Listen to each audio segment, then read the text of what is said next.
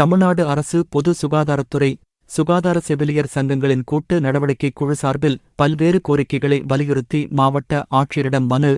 தமிழ்நாடு அரசு பொது சுகாதாரத்துறை கிராம பகுதி சமுதாய சுகாதார செவிலியர் சங்கங்களின் கூட்டு நடவடிக்கை குழு சார்பில் மதுரை மாவட்ட ஆட்சியரிடம் கோரிக்கை மனு அளித்துள்ளனர்.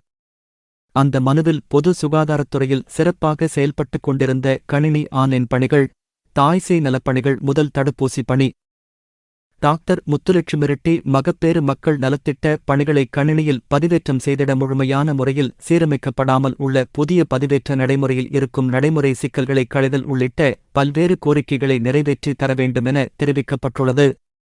முன்னதாக கோரிக்கை மனு அளிப்பதற்கு முன் செவிலியர்கள் மாவட்ட ஆட்சியர் வளாகத்தில் கண்டன ஆர்ப்பாட்டத்தில் ஈடுபட்டனர்.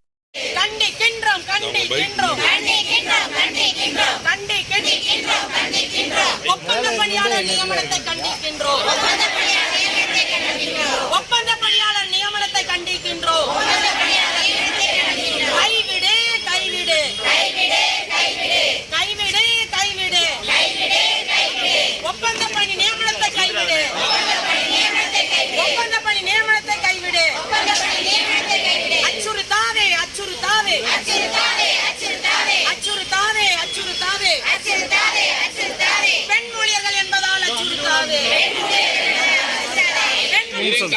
தமிழக அரசின் பொது சுகாதாரத்துறையில் பணியாற்றும் கிராம பகுதி சமுதாய சுகாதார செவிலியர்களின் அனைத்து சங்கங்களும் சேர்ந்து ஒரு கூட்டு நடவடிக்கை குழுவினை ஜாயிண்ட் ஆக்ஷன் கமிட்டியினை ஏற்படுத்தி உள்ளோம். அந்த கூட்டு நடவடிக்கை குழு மூலமாக முதல் கட்டமாக சென்னை சென்று உயர் அதிகாரிகள் அனைவரையும் சந்தித்து கோரிக்கை விண்ணப்பத்தை கொடுத்துள்ளோம்.